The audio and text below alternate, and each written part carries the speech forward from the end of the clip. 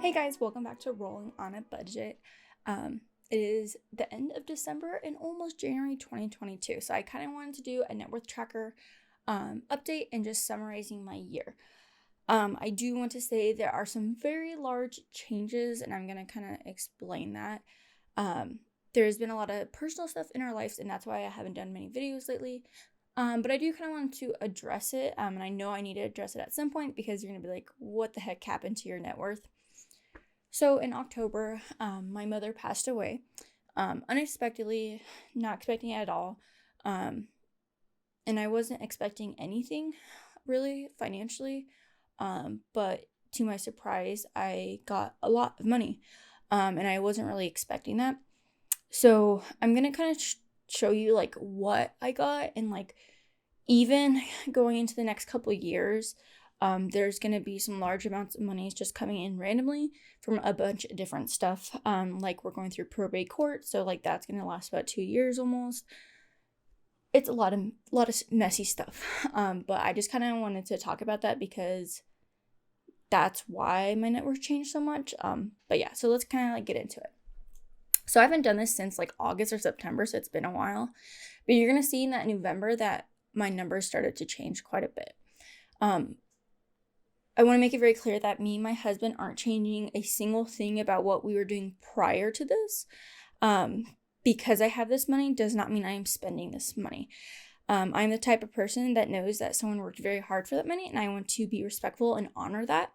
For those of you that don't know, I started investing because of my grandfather who passed away many, many, many years ago. He opened up an account for me and put money into it for my college. And when I was 18, I really, really appreciated that he did that. And I knew he worked really hard for that. So I started contributing $50 a month to that. And that's from that MS savings at a Morgan Stanley account. I did move that money over to a different account because I didn't like Morgan Stanley that much and they had high fees. But that's why I got into investing. So even when I had debt, I was putting $50 a month into an investment account. So I really want to honor that money. So you're not going to see much of a difference on my monthly budget. The only big difference you're going to see is my net worth tracker. And I'll be honest, for a while there, I was kind of scared because we've been on our FI journey for a while here, and paying off debt and building up our net worth and stuff. And I kind of almost feel like a fraud because I've come into a large amount of money that would take years and years and years for me to, make and invest and stuff. So I wanted to make it clear though that this is not changing anything of what me and my husband have worked for and continually to do. We're still investing every month. We're still maxing out our Roth IRAs. We're still doing all that stuff the same as we would have before. So our monthly budget is going to look the same, just our net worth is going to look a little bit different. So for December, our car, I'm still valuing it at $10,000. It says like $14,000, but I'm just going to stay at $10,000 and keep it like that. My savings account is $995. There's that zero for the Morgan Stanley account because I did close that out in March. Now this is where it's changed a lot. So in October, we had $1,010 in our Fidelity joint brokerage account. I did receive life insurance money and didn't have to pay any taxes or anything like that. We have talked about possibly getting a rental property, but we want to wait at least a year before we decide on a big move like that. So for now, it is in a Fidelity brokerage account. So now we have $190,000 in our Fidelity brokerage account, and we are still contributing to that account just like we were before. I put like $800 into that account of just our normal income into that account this month too. So still contributing to that account.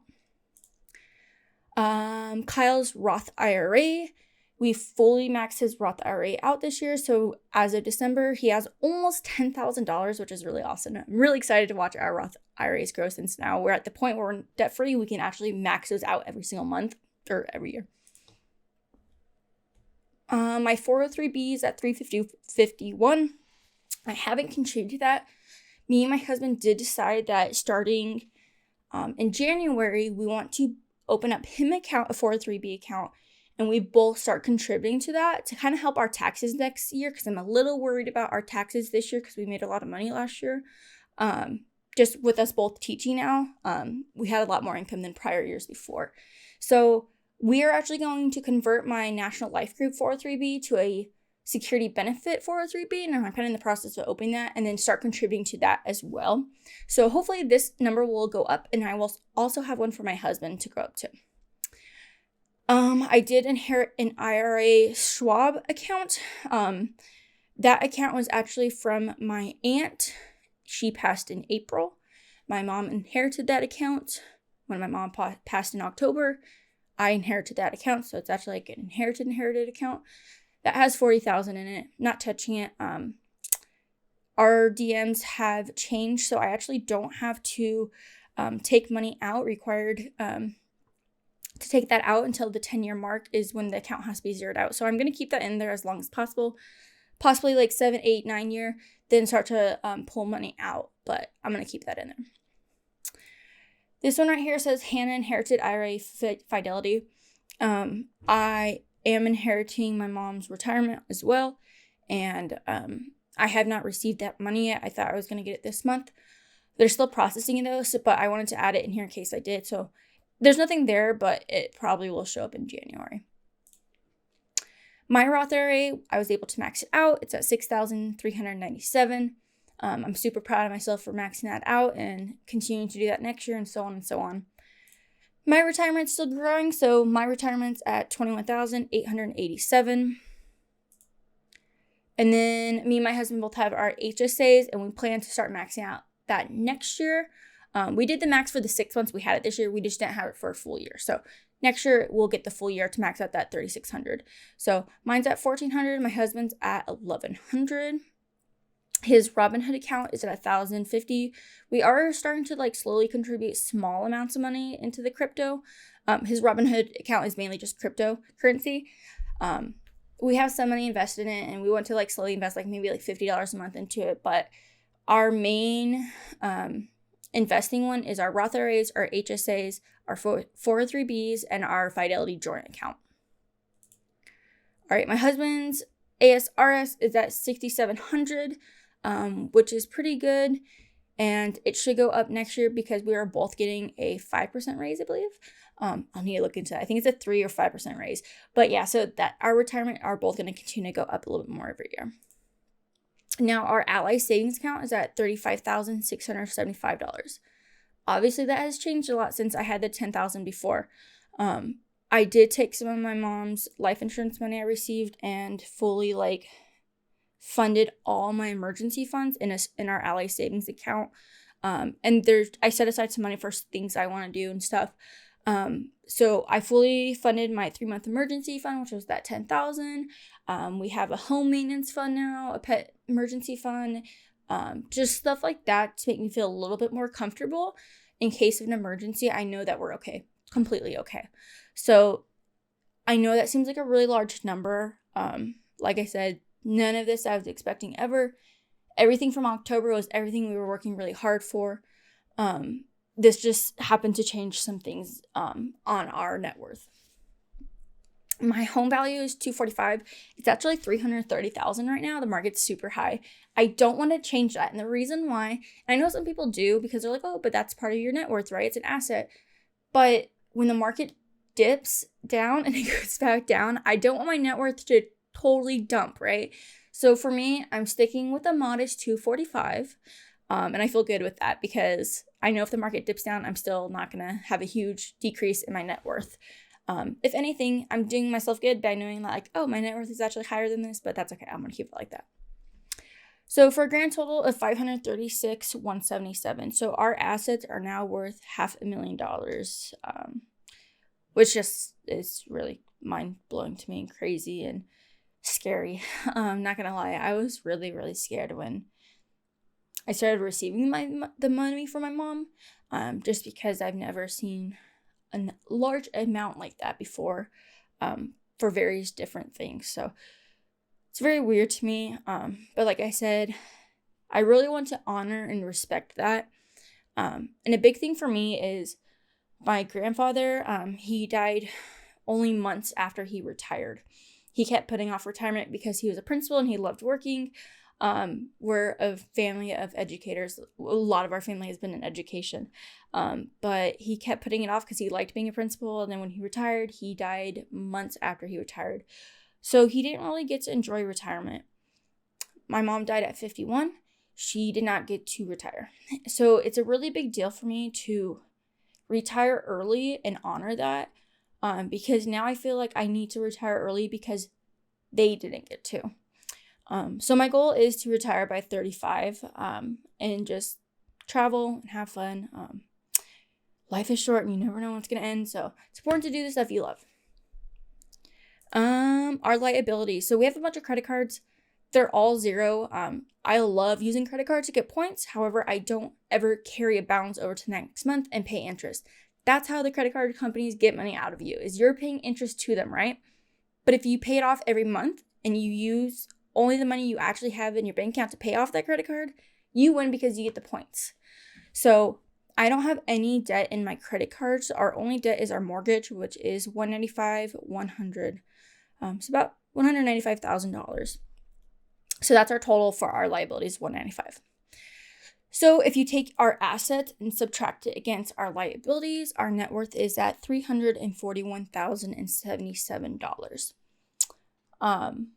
Like I said, I know I'm going to be running into some more money the next couple of years because of probate court and just like a bunch of other stuff that we have to like get sorted out and stuff. So I know that's going to kind of jump around, and I'll tell you guys when that does.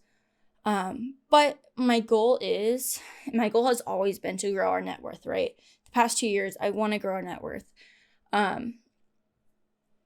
Besides the money I received, we still did like $36,000 in increasing our net worth to just our income. My goal for next year is to do $50,000 since we are getting a raise. We have no debt to pay off, so like we should be able to kind of come up with that $14,000 because we're not doing that stuff anymore. So my goal for next year is a total difference of like my net worth is $50,000. So by next year, I want to be at the 400,000 mark. But like I said, it might differ because of the stuff I'm going to receive. But overall for us, I want our income to up our net worth by 50,000 next year. I am tracking our income every month, if you can see that right there. I don't know why, it's just a me thing. I just want to see how much our income is. And then our yearly savings average. Now, obviously, that's ridiculous, right? I know. That's because we received that money. That's not going to be like that always, right? So it kind of messed up for this past few months because I really wanted to see what I actually did. It's a little different here.